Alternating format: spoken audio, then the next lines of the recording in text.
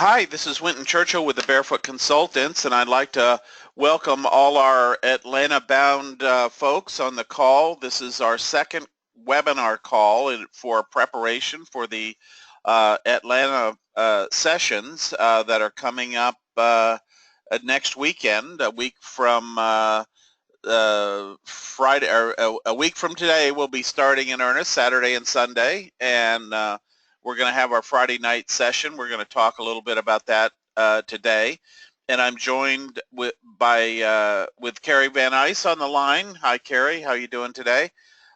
She's traveling in the outer reaches of that foreign country known as Minnesota, and has a little bit of a wobbly connection, but it seems that everything's going to work okay as we talk and go through this here. We'll get started with the recording. So this call is basically a question and answer call. What we'd like to do is take your questions. Last week we've had a number of questions in support that we're going to talk a little bit about. And in your system you have the ability to ask questions, and Carrie is going to be our question wrangler today. She's in the system, and on your GoToWebinar board you just click on the questions area and you can submit questions. We'll also take questions on the audio section, so there's also an area there that you can raise your hand, and we encourage you to do that as you're going through this, if it's easier to talk through your question versus not. But I wanted to go through a couple things that have come up along the way. We've had a few questions if people can use iPads or iPad Pros, and no, we don't recommend it because a lot of the resources that we're going to give to you are tools and sites that are optimized for either Windows or Mac laptop, and doing things like working with a Microsoft Word document or that kind of thing are very cumbersome on the iOS. I have an iPad Pro sitting here right next to me, so I use it. I'm familiar with it. Been using iPads for, I don't know, 4 years now, 5 years maybe, and great tools, but not really what you want to bring to this event to use as your primary machine. You really want to use a laptop of one kind or another, and obviously both Macintosh and PC Windows work very well, so encourage that. We've had a couple questions and confusion around our affiliation with Upwork, and this is a very important thing to cover. We are not affiliated in any way with Upwork. We use them as our teaching example, and we don't benefit financially from you signing up for Upwork or anything like that. So the reason we recommend Upwork is we've looked across the online freelancing marketplace and have determined that that is the best vehicle to use for training. It's the largest site in the world. It does the largest business volume. There's more jobs on that site than any other site, more quality jobs on that site than any other site, and more quality buyers on that site than any other site. And we're teaching you fundamental freelancing principles working in this online marketplace area, and what we teach can be applied to the over 300 sites that are out there. And once we found that once people get their profile set up on Upwork, it's relatively simple to move that same information and tweak it a little bit for the other various sites. They all have different requirements for how you put things in, but the basic format and information is all the same. So rest assured that what we're doing in Atlanta will help you if you desire quickly move to these other sites if you find another site is more beneficial for you. Although in my experience, I find that people that have not freelanced before do best spending their first full year on Upwork. You know, there's this thing we call the shiny objects problem, and a lot of times people are running off and sort of getting into that, and you know, they're trying to work here and trying to work there, and you really want to get the basic concepts down. And there is no faster path than working in that one site, Upwork, and getting comfortable with it, and then all the other sites begin to make sense after you're comfortable working in Upwork. And you want to at least, you know, some people say, well, how long should I work at Upwork and that kind of thing. My sense is you want to do at least a dozen jobs on Upwork before you even consider looking at other websites, and we will talk about some of the other websites, so you'll have an experience of those in Atlanta. You'll be informed about what the most popular websites are and how you might access those. But we're going to encourage you to work on Upwork, because that is really the one where the most opportunity is, and the best training site for you to come up to speed on. It's the most robust. And another important thing is that it's the most secure, in my opinion. Upwork's predecessor, Elance and Odesk, have both been around as companies for about 15 years, and their security is very good. And this is an important aspect of what we're doing here, is helping you understand the security environment and doing the things that you need to do to remain, you know, keep your account information secure and all your banking information and that kind of thing. And the systems in place at Upwork, you know, have you know, 10 to 15 years of people beating on them, and so they're very reliable and known to be very secure. All right, we're ready to open it up to questions. So if you have a question, Carrie, do we have any questions in the chat room there? We do have a couple of questions. Are you hearing me okay? Yep, loud and clear. Great. Okay, so Anthony asks, Upwork is offering a paid upgrade to Freelancer Plus. Do you recommend it? Not right now. The whole idea here is that you don't really need to pay for the upgrade until you start bidding on jobs. Now, that could be as early as Monday after the event, but as in all things, we've probably all signed up for something, and we plan on using a website, or we plan on doing something, but we don't actually start using it, and we get those charges month after month, and we say, oh my God, I got to start using that thing. So what we recommend is, until your profile is ready, until you have your keywords established, and until you have prepared your proposal template, which are all things that we plan to do for you, to walk through, and the goal of the intensive is for you to have all that stuff done by Sunday evening. You could start working as early as Monday morning, but and that's when you would begin that. But some people may, for whatever reason, might have a personal situation where they're not really ready to start working, and we don't recommend signing up for that until you are actually ready to start bidding. And if you haven't got those three things ready yet, you're not ready to start bidding. And so no need in incurring that expense before you start. We will be explaining the differences of the free basic plan in Atlanta and the paid plan, and what the perks are, and why we recommend you start after a certain time, and all of that in Atlanta. So we're going to demystify all of that for you and give you our best recommendations for when you would want to start paying as a member of Upwork or their paid plan, if ever. So it's ultimately your decision. So I see we have a hand up, Winton. So it's okay, cool. Vilnius, I think, is the name on that. You could maybe help me there. You probably see that hand up too. So if that's you, and I've just completely slaughtered your name, my apologies. I'm going to unmute you now so you can correct me. Hi, how are you doing? Can you hear me? Yes, loud and clear. Okay, great. I actually did not have a question. I'm new at this, but you Sure.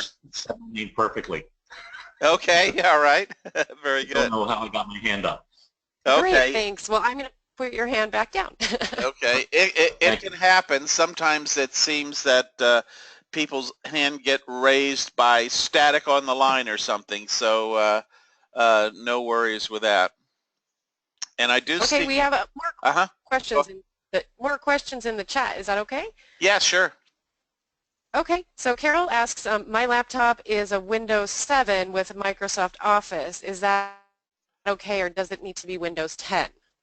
Windows 7 is wonderful, and Microsoft Office is wonderful. Microsoft Office is the most commonly used tool in the online freelancing world. Most people expect their documents, whether they're asking for an article or a spreadsheet or whatever it might be, they expect those to be delivered in Microsoft Office. Sometimes we get questions, can I use a system called Open Office, which is a free sort of version of what Microsoft Office does? And the answer is no, is that you're working in a world that is a Microsoft Office world, and whether you're working on a PC with Windows or Mac, you need to be in the Microsoft world. It's kind of like when in Rome, do as the Romans. And when you're working online, you don't want to throw the obstacle of making your client convert their documents. And some of the things that we've run into over the years is somebody says, well, OpenOffice is compatible with Microsoft Windows. And yes, it is compatible, but it is not fully compatible. So you can do something in a document in Open Office and deliver it to your client, and it won't display the same way if they're using Windows. So this is a very important concept to understand, is how you deliver the information to your client. Because if you make your client have to work or go through frustration, you're not going to get the quality feedback that we're looking for in this. So very important to understand that whether you're on Mac or PC, you need to have a working copy of Microsoft Office on your system. Okay, and I see Karen raised her hand while you were answering that question. So Karen Sorkin, I'm going to unmute you so we can get your question taken care of here. Hi Karen, how are you this morning? Oh, okay, maybe another case of not having your Spurious, hand, involuntary hand. knowing your hand was raised. Yeah. So Karen, I'm going to put that down. But we have lots of questions coming into the chat box, so we're Right. covered. Anthony asked a couple great questions here. First one is, what kind of portfolio paperwork do we need to bring to the seminar? I have a lot of published materials, but none of it is scanned into a computer yet. Okay.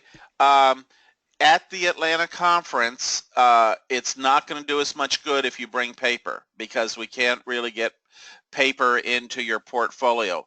The ideal scenario is to use your iPhone or your Android phone to scan those documents in.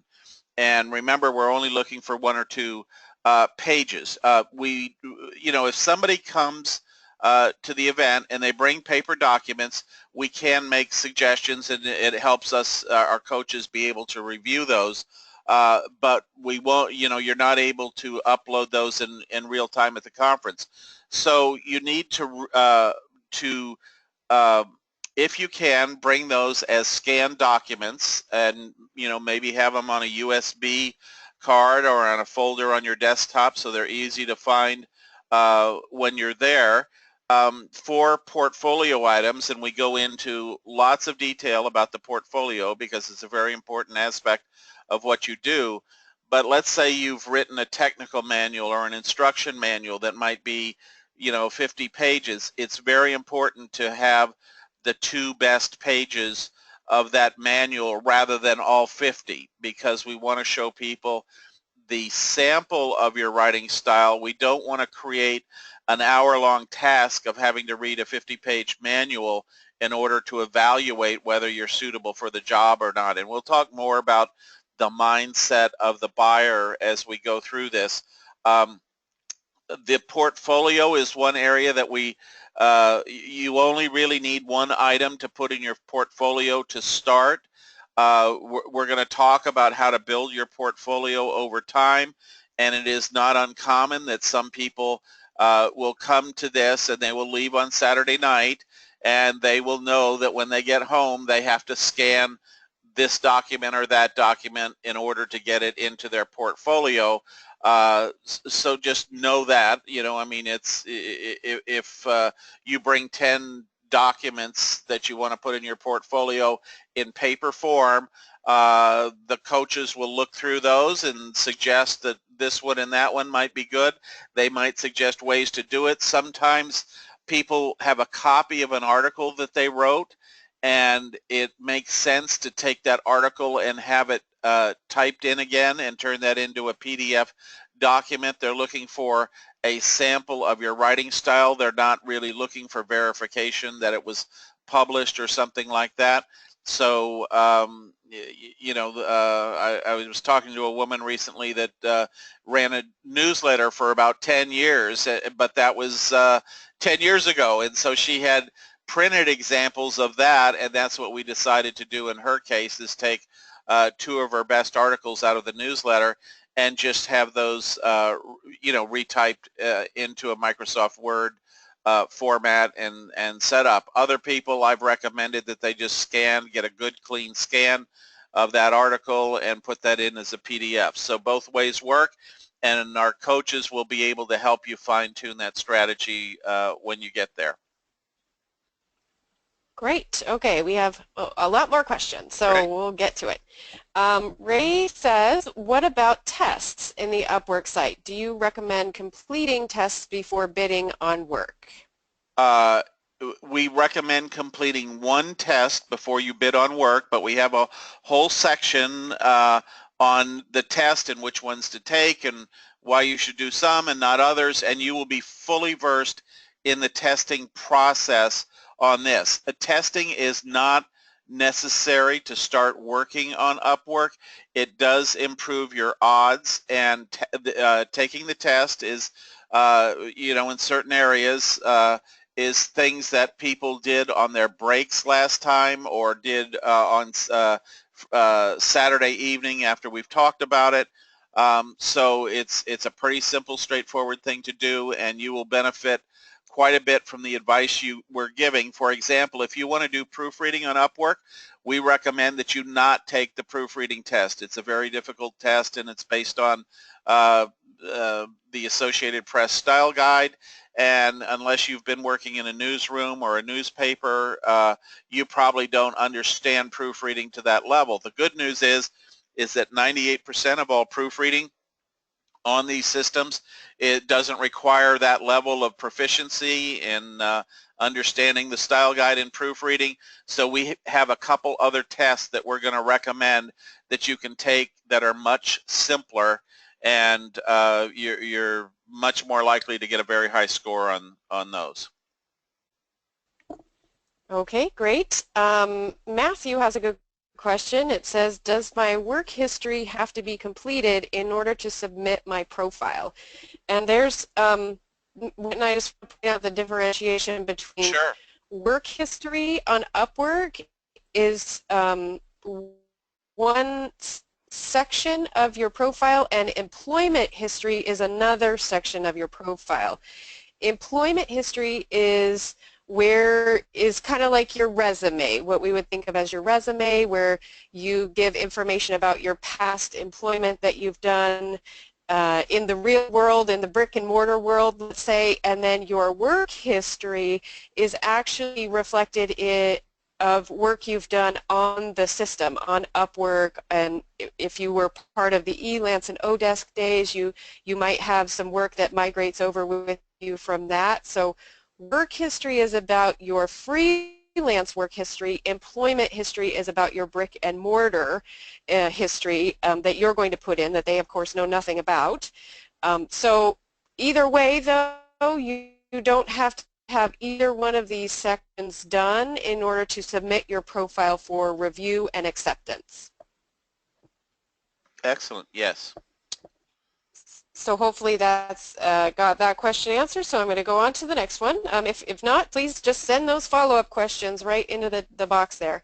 Anthony says, if my specialty is translation work, should my Upwork profile be in more than one language, or would that look too messy?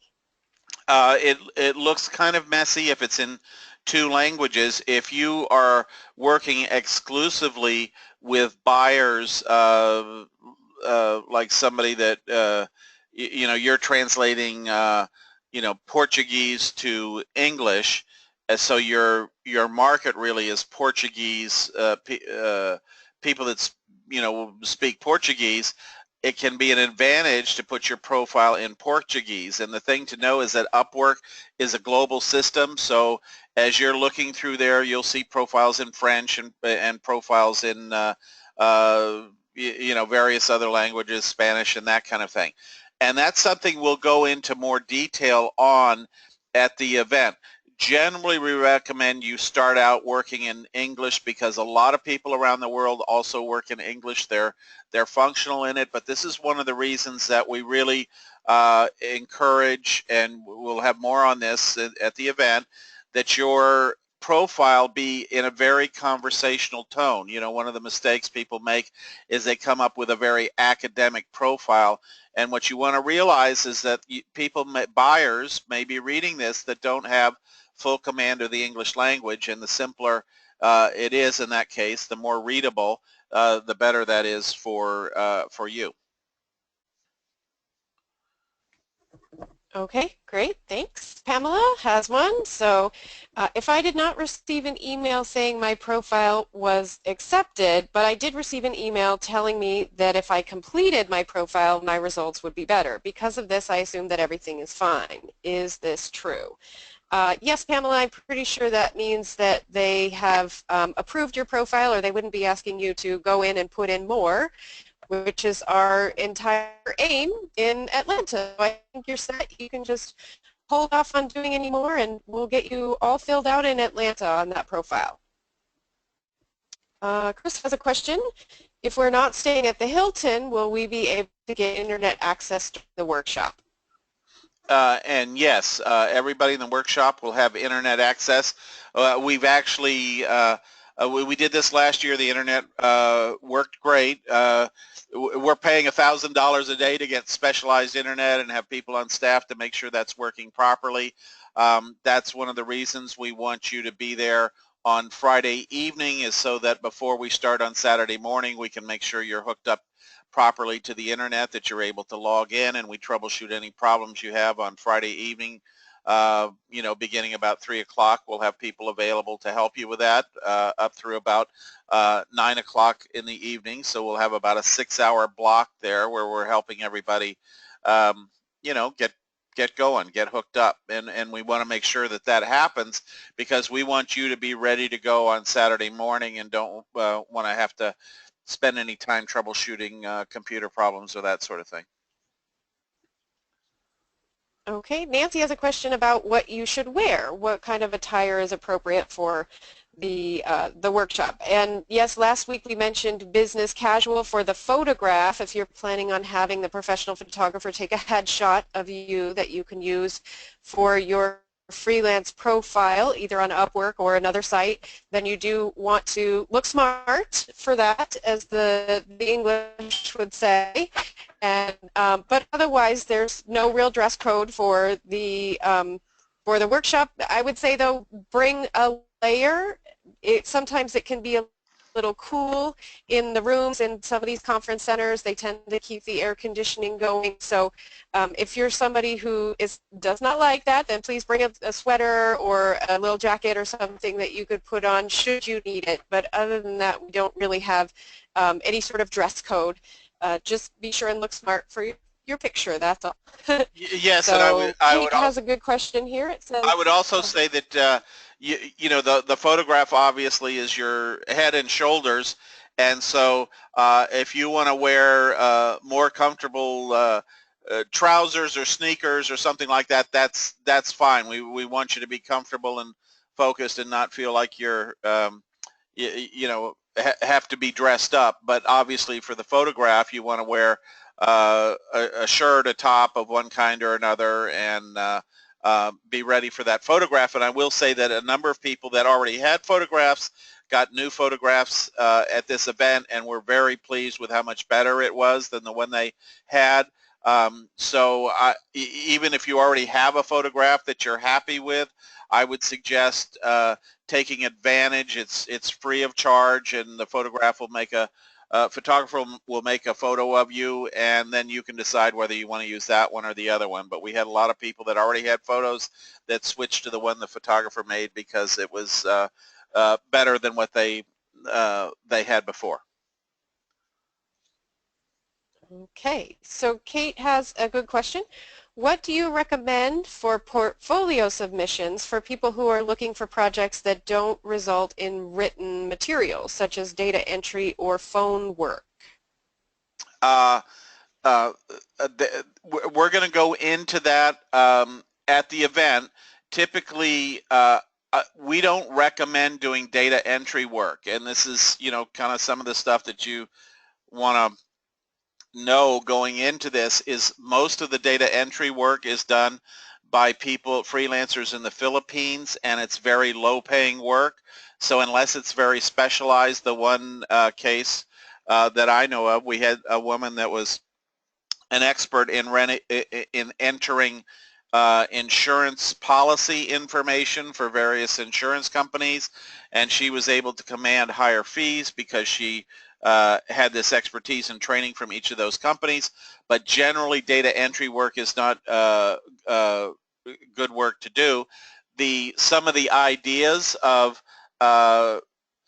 for customer service work would be an example. You can attach an audio file to your portfolio that could be your speaking voice.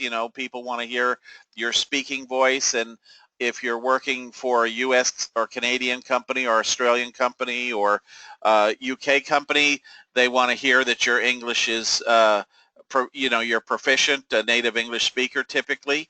And so there'll be an audio file would be a good example of that. And we'll go more deeply in how to prepare those different kinds of things. There's also the opportunity to prepare a PowerPoint presentation about your customer service expertise. So there's a few different ways to showcase that, and we'll get more deeply into that in the sessions on Saturday and Sunday.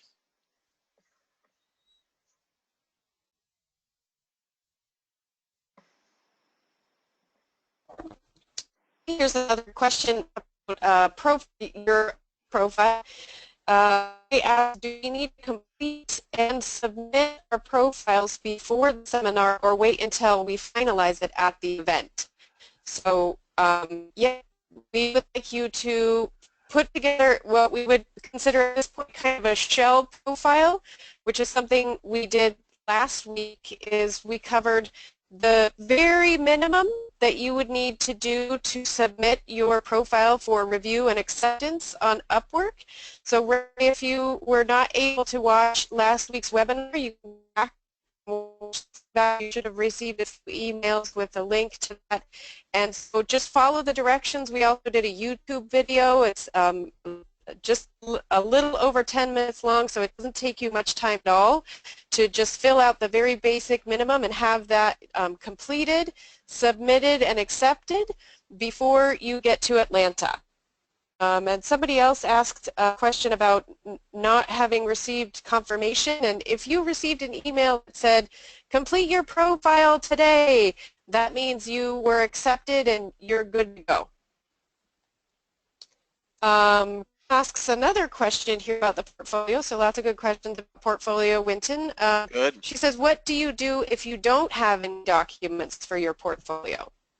We will talk about how to create those documents there, and if you don't have any documents yet, rest assured that you will have very specific instructions and a great clarification of how you do that. One of the popular confusions of for people that say, for example, write articles, and I'll just use that as an example. We'll talk about more examples in the event.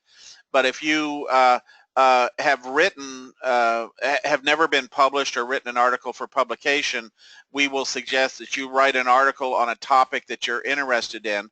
And writing from the web, for the web is very different than writing for publication or that kind of thing.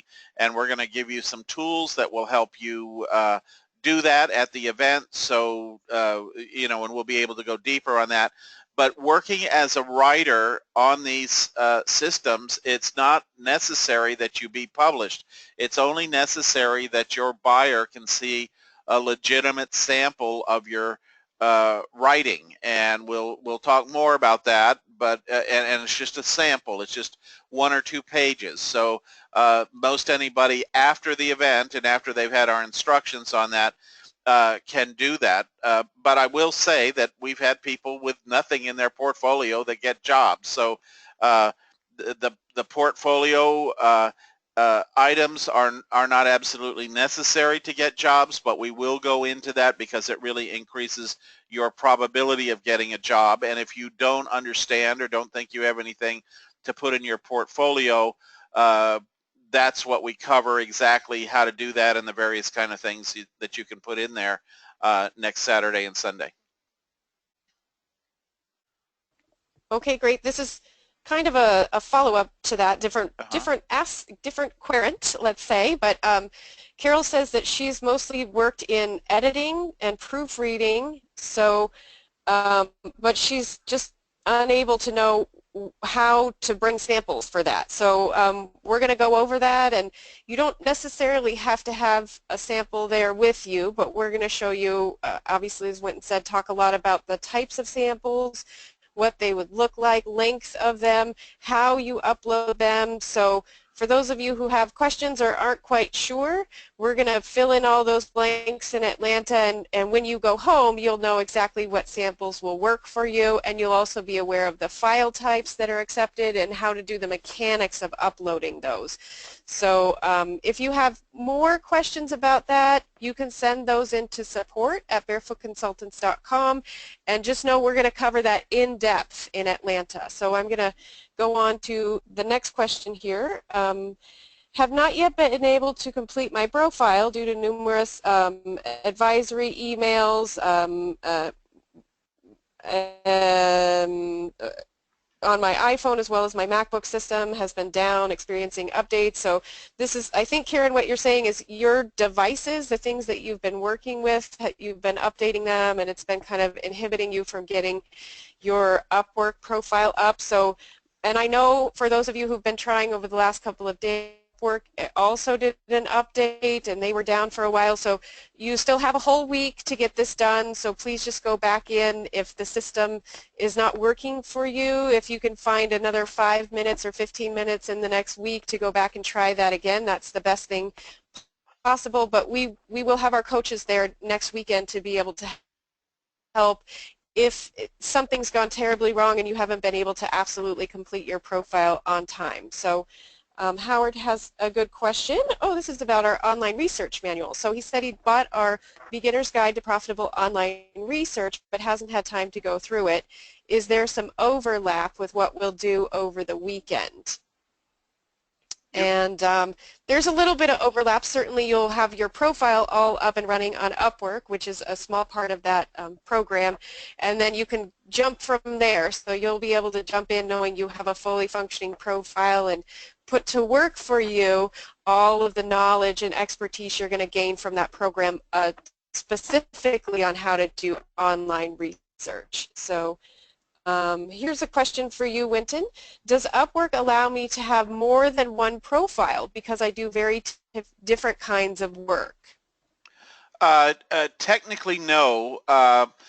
There is a what you might call a hack or a workaround for that. You can work both as an individual and as a business. So you can have 2 profiles under a one under a business name and one under a personal name.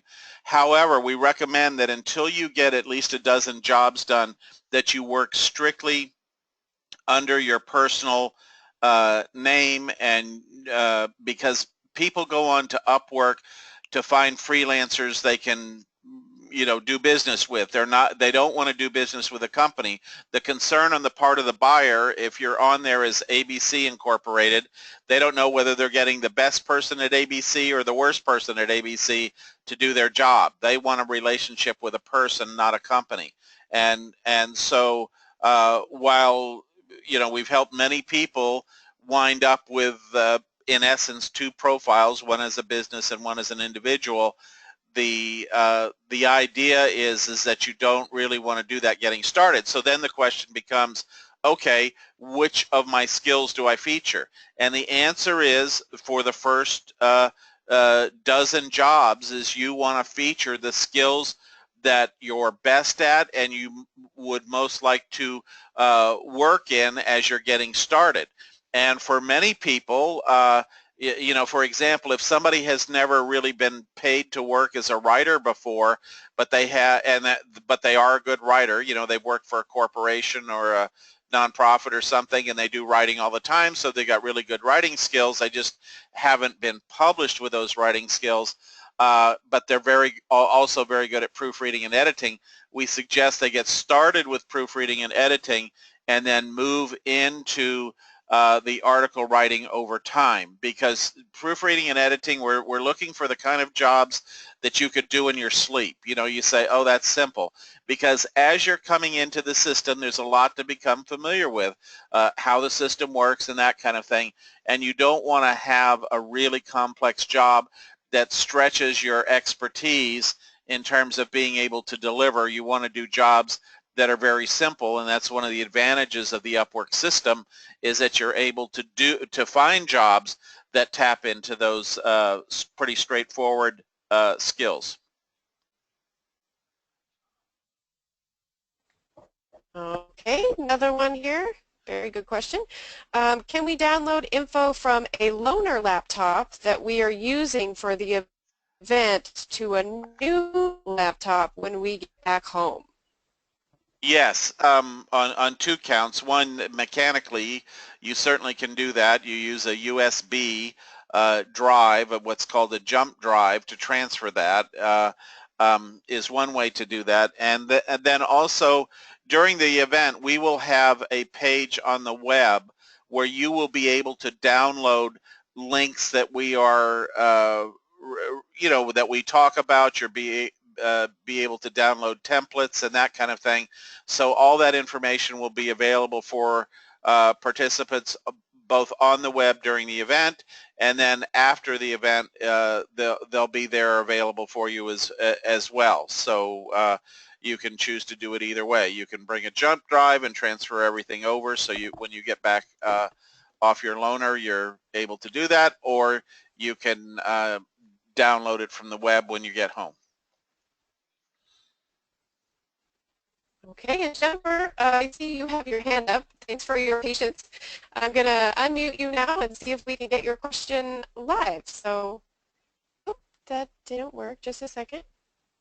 Oh, do you want to see if you can unmute Jennifer on your end? I'm having a little trouble here.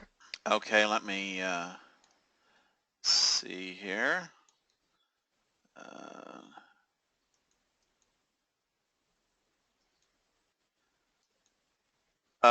Jennifer, it looks like you're muted on your end. So if you can unmute, we can take your call. And if not, we'll just move on and give you a few moments to play around with the unmuting. And if you can't get unmuted, it could be a microphone problem. Be sure to put your question in the chat window, in the questions window. Okay. Okay, so Jen, I'm going to put your hand down, and if you get that worked out on your end and can unmute yourself, just raise your hand up again. We'll be sure to take your question. So Anthony has a good question. This is a very good question, actually. In the days leading up to the seminar, what do you suggest is the best way to prepare to get the most out of it? Oh, a couple things. I mean, the main thing is to be able to log into Upwork, so you don't have to spend time figuring that part out at the event. I mean, we're there to help you with that, but that's the mechanics that you want to get done so we can get right into the meat of the material. And the other thing is just to get good rest. I mean, most of the people coming to this are baby boomers, but this applies to everybody across the board. You want to make sure that you're drinking lots of water, because when you're flying, you know, you're dehydrating a little bit, and you're getting as good a night's sleep as you possibly can, just so you're there and refreshed and ready to go. And that's pretty much it. I mean, we're going to cover sort of soup to nuts everything you need to know about this, and there'll be people, our coaches will be there helping you every step of the way. So we've got everything you need to get set up there, and you know, so just come with an open mind and you know, well hydrated and a good night's sleep, and those are the recommendations I have. Carrie, you have anything on that? No, I think that's all good advice, and we don't call it an intensive for nothing. And as you can well see by now, we have a lot to cover there. So just coming prepared to concentrate on this for the 2 days that you're there, and we will have a great team. And as a matter of fact, Karen has some nice words here. She says, feeling less intimidated knowing such a crackerjack team is in place. Kudos to your organizational skills in creating this Winton. We met in Las Vegas and again in Panama in February, and convinced even I can walk away from this with new marketable skill sets. Your well-chosen support staff shines well. Thank you. So Oh, thank thanks you, so Karen, much. for such a wonderful congratulations, or what would you call that? Endorsement, Wonderful I would say. compliment, I Yeah, guess, right. in advance. Yeah. Yeah, endorsement. That's great. Catherine has a question. Regarding preparation, those on the West Coast, start waking up earlier and prepare for jet lag. Good advice, Catherine. That's good advice. Yeah. Start adjusting your internal time clock in advance is good if you're coming from far away. Last year we had a few people who even flew in from England, and I think this year we also have somebody who's coming in from Europe. So if you're listening to this on the playback because it's the middle of the night for you there, Catherine has some good advice. Start adjusting your time clock so you don't suffer so much from the jet lag. Yes, we also had somebody last year from a couple people from Australia and one person from South Africa. So condolences to you. I've just flown back from about 10 days ago from a month in China, and I'm still feeling the effects of that. But yes, that's a great suggestion on jet lag, is just practice getting up a little bit earlier. Yep. So Anthony also has some kudos. It's been very helpful. Thank you so much for putting this, putting all your energy into this. I can't wait to get started. Very good. We love to hear Yay, that. neither can we. We're excited to see you all in Atlanta. Yeah, I see one. So we have a little break in the questions. Yeah. Okay, I was going to see one. I think.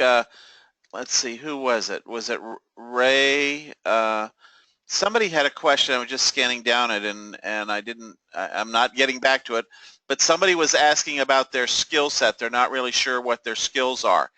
And what we want you to do is think about what your basic skills are. Just pick 2 or 3. We're going to go through that. You may change the skills that you have, but just pick a few for right now that you know you have, and don't worry about it, because those are all likely to change after we go through the portion on setting skills. Yep, we're actually going to do a group exercise. One of our coaches is going to lead you all through a group exercise on discovering what your marketable skills are. We're going to do that very early on Saturday morning so that becomes clear to you, so that going forward on Saturday morning and afternoon and on Sunday, you're going to be able to draw on that, your answers to the questions that we ask you there and that you ask yourself there, so that you will have some help in that regard. And you'll also have a sheet of paper, physical paper, that you're going to be able to take home with you and add to as you develop as a freelancer. So I see Larry has his hand up, so let's see if we can get Larry on the line here. Hey Larry, how's it going this morning?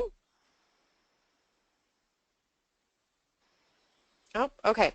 Not hearing you, Larry, so we're going to mute you and put your hand down and go back to the questions in the chat box. Larry, if for some reason your audio isn't working, you can just write into the question box and we'll be happy to read your question out loud and answer it for you. Ray has a follow-up question. Do you know the rate of success of freelancers getting projects coming out of the seminar? No, we don't. We don't track that. We ask people to post on a page. We'll have a page for you after the event, and a number of people posted their successes last year, but it's one of those things that, individual mileage may vary. It depends upon how much time you have to put into it, what your skill set is, and the most important thing is that you start bidding on jobs. Most of us baby boomers, interviewing for a job or getting a job was something we did once every 3 years, once every 5 years, maybe once every 10 years. And it was a big deal, and so one of the challenges we have, and we'll go deeper into this at the conference, is getting comfortable bidding. Most people bid 10 to 15 to 20 jobs before they get their first job. So I would say somebody having success depends upon how quickly they get those 10 to 20 jobs bid. That's the biggest factor.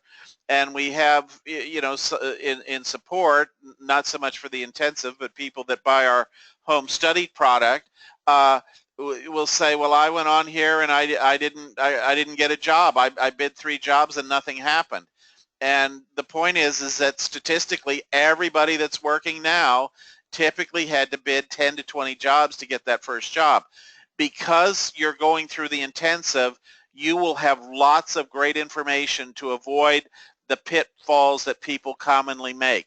And it's very possible that you will be doing your first job much sooner than that, because we're going to keep you from falling in potholes.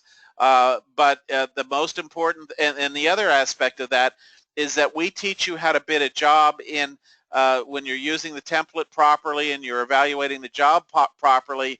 It's only going to take you 2 to 5 minutes typically to make a proposal. These proposals are not very long. They're short. They're typically 150 to 250 words, and we're going to create with you a template for the kinds of jobs that you want to work with.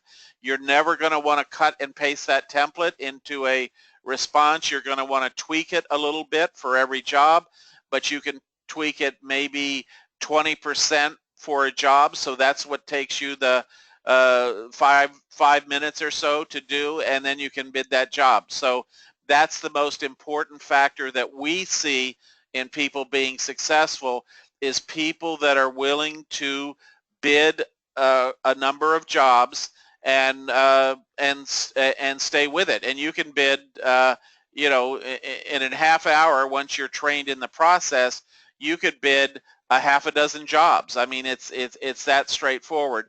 And so we encourage you to do that. We'll have a lot more detail on that, and we'll have also a way to look at what your success rate is and what to do to course correct. And this is something that the coaches will be able to help you with quite a bit, both at the event, and then after the event, you're going to be able to submit the first bid that you do to the coach that's working with you, and they will give you recommendations on how to improve your first bid. So there's lots of good support to help you along the way. And once you get a winning proposal, you know that that's going to work to a degree on future jobs. It's very important to get that one good example, and then what you're bidding, if you're bidding on the same kind of job, every future bid is just a variant of that proposal that you know is working successfully.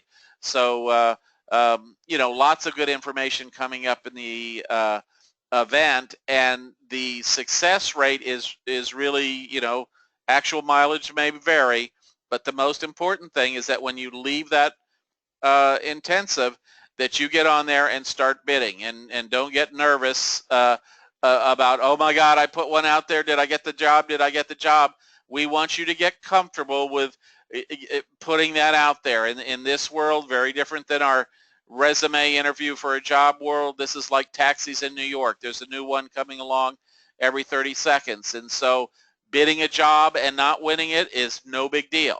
You just got to stay in the game and bid frequently.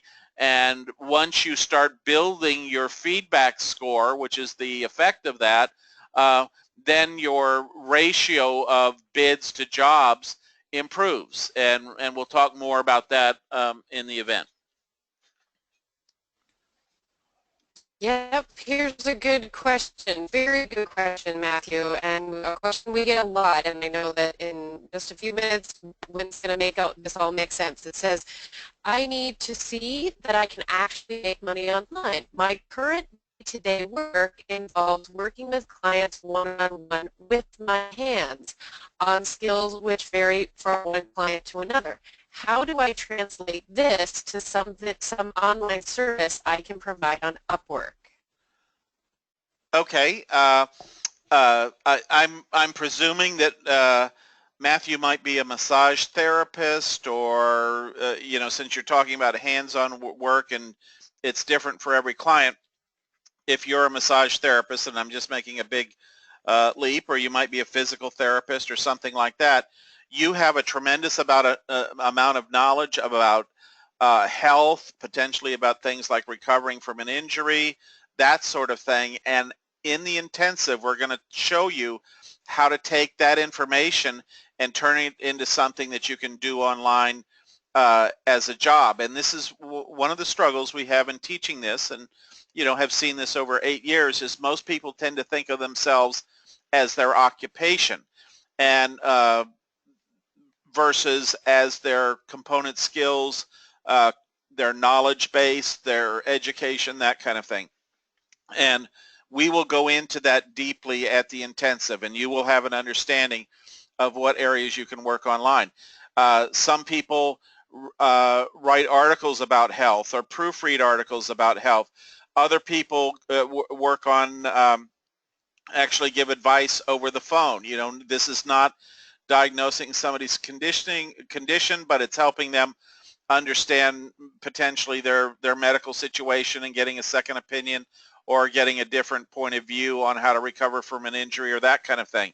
And you know, recognize that over the phone you can't, if you're a massage therapist, when you put your hands on somebody's back or neck or whatever it might be, you can feel tension and all that kind of stuff. Well, you can't do that online, but you can ask them what their symptoms are, and you can talk to them generally, give them general business advice or health advice.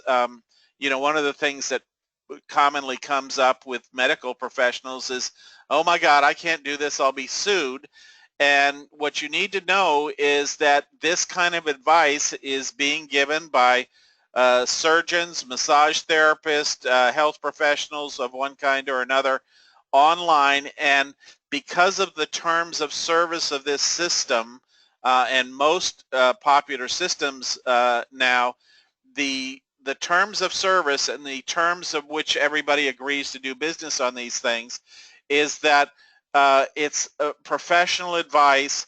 It's not diagnosing, and it's not creating a patient relationship, or in the case of an attorney-client relationship, or that kind of thing. So all those issues, you know, if your reaction to my comment was, oh my God, I'd be sued, just know that we will go into this in the intensive, and no, you won't be sued.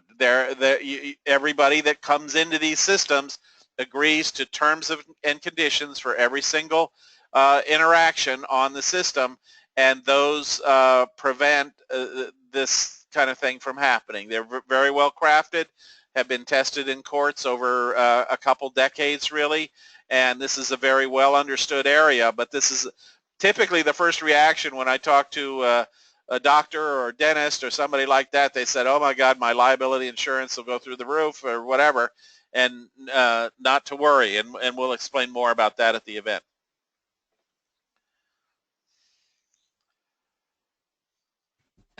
Barbara has a good question. What about taxes, Social Security, and what my employer takes care of now? How does that as a freelancer? Okay, but the first thing I want to say is that we don't give financial advice because it's customized to every personal situation, but I can talk to you a little bit about how this works and what people are doing. So the idea here is on these systems, you are working as what's called a 1099 employee. You're a contractor, and that means that you pay your own Social Security, and you know, all those other things that your employer would pay if you're on a W-2 basis. The advantage to working as a freelancer is you pay that amount on the profits that you make, and as a freelancer you're typically able to deduct some of your expenses for doing this. That may, and this is what you need to talk to your tax preparer about. But if you're going to Atlanta and you're getting training, uh, you know, if your tax preparer says yes, that's deductible, that's training in your business, you can deduct training, you can deduct travel expenses. So let's say, you know, you're coming to the event and you spend $1,200 between the event fee and your hotel or whatever, and you spend $25 on a taxi and that kind of thing. All those uh, are probably deductible expenses, but that depends on your individual tax situation. So you'd want to check that with your tax person. But just know that if you know, so if you make $1,200 and you've incurred $1,200 in expenses, you haven't made a profit yet. Now over time, your profit will you know, you'll be paying on that, but your tax professional can help you quite a bit with that. And the important thing in the U.S., and I'm not frankly not sure what the terminology is in Canada, but you are a what's called a 1099. That's a 1099 contractor, and that is different than a W-2 employer. And if you say 1099 to your tax person, they should know what that means, and if they don't, get a new tax person.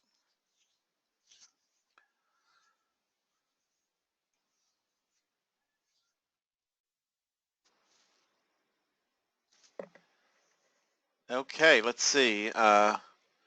Carrie, do you have other questions there?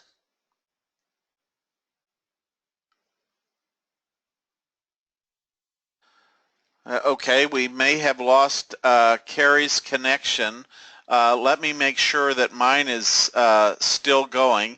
If you can hear me okay, would you please raise your hand, and we'll just keep working through these, some of the questions. Okay, Janice, thanks. Jennifer, John. All right, good. It looks like I'm coming through and Carrie may be dialing back in, so I'll continue some of these.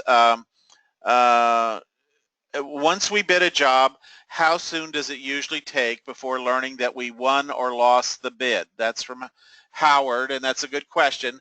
And the answer is it varies. A lot of people, when they come on these systems, they're in a hurry to get their job done. And that's typically jobs are posted for a week, sometimes 10 days, sometimes 2 weeks, that sort of thing. And uh, you know, sometimes they're awarded right away, but the expectation, you want to prepare yourself for when that bidding period is closed. It doesn't mean that somebody is going to award that right away. They have to go through an evaluation process. Most of the people doing business on these systems are small businesses and individuals. They are, as buyers, they are hiring work, and they tend to be busy people, and sometimes something can come up in their work or in their personal life that would cause them, even though they put out a job and they thought they would be awarding it in a week, and so they put a week-long deadline on it, they say that, hey, you know, it might be another week or 2 or 3 before that job is awarded. We'll go more into this at the event, but this is why we focus on keep bidding. You never want to stop bidding on the chance that you might get a job, or you found the perfect job and you bid it and you don't want to take another job if that one comes up. You just want to keep bidding until you work. This is a freelance environment, and people know that even though you've bid on a job, you're subject to getting another job in advance of theirs. That's what keeps a subtle pressure on the buyers, if they find somebody that's good, to snap them up right away and proceed with the project. They don't let it languish, but some buyers will, and it's just sort of the nature of I guess you might say human nature there. Okay, let me see if I can find some more. We got lots more questions here. What kind of, I think we covered that. Let's see here. I went and I got kicked off the call, but I'm back on now, Okay, so great. hopefully you can hear me. Yes, can hear you fine. I see one from Kristen. I don't know if you answered this one. How hard is it to get the upper echelon jobs instead of the lower jobs that people bid lower on just to get the job? Okay, again, we're going to talk about this in Atlanta to give you a feel of this, but the short answer is most buyers do not buy low bidder on the job. Most sophisticated freelance buyers, people that are buying your service, know that it's a balance of the amount you charge with your skill set and what's in your portfolio and profile. And you know, a lot of people don't realize this. They go in and they just fill out a profile very minimally, and they wonder why they're not getting the better jobs. And by doing what we're doing, in my opinion, your profile, from its appearance and content and that sort of thing, is going to be in the top 10% in terms of what that buyer's looking at. And so you know, you're going to viewed as a very having a very complete profile and being a very conscientious freelancer by virtue of what we recommend at the intensive and what you're going to be putting in. And that, more than anything, as you're getting started, is the thing that helps you get jobs. When you go into this system, we don't focus on optimizing your income. You know, there are jobs on there from you know, $1 an hour to $200 an hour. And when you get started, you never want to do the $1 an hour, the $5 an hour, or even the $10 an hour job. You know, that's about $10 an hour is where you start to look at a buyer as being serious. And we'll go into the bidding ranges and that kind of thing, you know, more at the intensive. But you know, 80% of the jobs on Upwork are not good for you. You would never want to do them. In some cases, they've been put up there by buyers that never pay good money for projects, and you want to stay away from those buyers. You know, absolutely, and we'll teach you how to do that as we go through this on Saturday and Sunday. I think there's one question. You might have covered it while I was trying to get back on the call, but a gentleman asked, what if I bid 10 jobs and I get 4 and I know I can only do 1 or 2 of them? What do I do about the other ones? How do I communicate that to the client? A great point. We go into that in the intensive, but the answer is you tell the client, you know, that after you submitted your proposal, you received a job and your time has been committed, for example, for the next week. And if it's acceptable to that client, you know, the new client that wants to award you a job, that you can no longer meet the delivery date that you put in there, but if you can accept the delivery date that's 1 week later, that you will do the job. And most buyers, given this scenario, will allow you to deliver 1 week later. And the reason is they've gone through a selection process, they've looked at other people, they've eliminated other people. You're the one they would prefer to deal with. They don't want to have to dive back into all the the bids on the job and figure out somebody else in there. So usually, and we encourage this, most jobs are not time critical. You know, like I need this done in 24 hours. There are some people that work on Elance and they love the adrenaline they get from doing 24-hour turnaround or 48-hour turnaround or whatever it is on jobs. But we recommend staying away from those kind of jobs. Just for this reason is most freelance buyers are reasonable, and if your time, you know, you've put out a dozen bids and you win one job and that keeps you tied up for a week or two, you just tell the other person that wants to do work with you that, you know, if you can accept this later delivery date, I'm happy to do it, and that works out fine.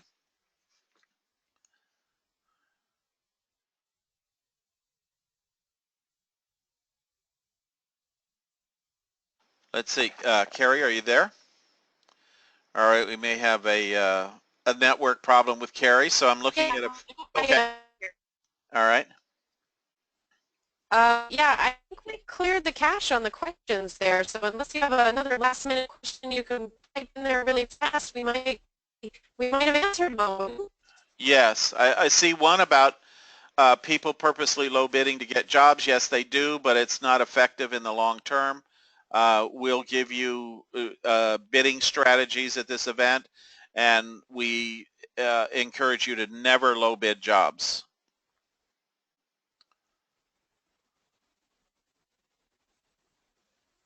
And here's somebody that got on the call late, and just know that everything we've covered here is available on the website where this is recorded, so it will be up on the website on Monday afternoon, so you'll be able to review any questions that we had.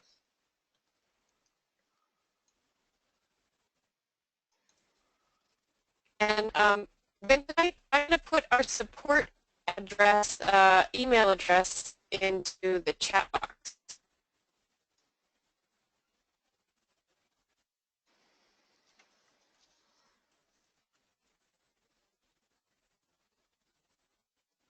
Okay. Very good.